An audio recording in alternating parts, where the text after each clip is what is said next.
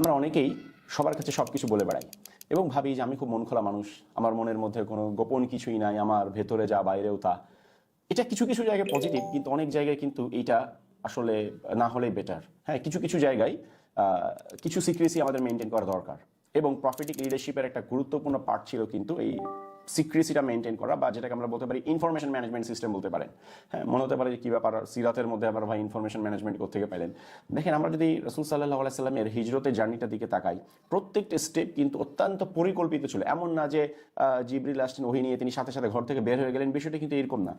উনি জানতেন যে আজ হোক কাল হোক মক্কা থেকে আমাকে যেতেই হবে এবং হিজরত করতেই হবে। তিনি কি করেছিলেন, আগে থেকে আবু বকর রাদিয়াল্লাহু আনহু তিনি 2টা উট প্রস্তুত করে রেখেছিলেন এবং তাদেরকে খাইয়ে ভালো করে মোটা তাজা করে প্রস্তুত করেছেন জার্নির জন্য। এবং আসমা বিনতে আবু বকর রাদিয়াল্লাহু আনহু যখন তারা বের হয়ে যাচ্ছেন ঘর থেকে, তাদেরকে তিনি খাবার পানীয় সুন্দর করে প্রস্তুত করে দিলেন। হ্যাঁ, এবং এই জার্নিটাকে মানে তাদেরকে পথ দেখানোর জন্য আব্দুল্লাহ বিন উরাইকিত নামের একজন পথ প্রদর্শক, হ্যাঁ, বা গাইড, মানে এখনকার সময় হিসাবে বলতে পারেন জিপিএস বলতে পারি আমরা, তাকে তারা কি করেছিলেন, ভাড়া করেছিলেন অর্থের বিনিময়ে, যে তুমি আমাদেরকে মক্কা থেকে মদিনা যাওয়ার যে বিকল্প পথ, এই পথটা তুমি আমাদেরকে দেখায় দিবা। এবং তার সাথে জার্নিতে আমির বিন ফুহায়রাকে নিয়েছিলেন সহযোগী হিসেবে।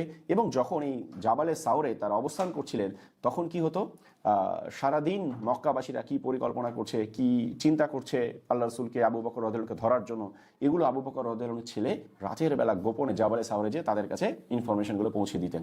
তাহলে এবং 3 দিন সেখানে থাকার পর জাবালে সাউর থেকে মদিনার পথে রওনা দিলেন। কারণ ইনস্ট্যান্ট যদি মদিনার পথে রওনা দিতেন, তারা জানতেন যে তাদেরকে খোঁজাখুঁজির জন্য কুরাইশরা বের হবে এবং তাদেরকে ধরে ফেলবে। সো 3 দিন কি করলেন, মদিনার জাস্ট 180 ডিগ্রি উল্টা দিকে জাবালে সাউরে থাকলেন 3 দিন। কারণ আমি যদি মদিনা যাই তাহলে উল্টা দিকে তো আমি যাবো না। সো তিনি কি করলেন, জাস্ট উল্টা দিকে অবস্থান করলেন 3 দিন। এরপর 3 দিন পর যখন একটু খোঁজাখুঁজি কমে গেল, তখন হচ্ছে তারা মদিনা দিকে রওনা দিলেন এবং বিকল্প পথে রওনা দিলেন।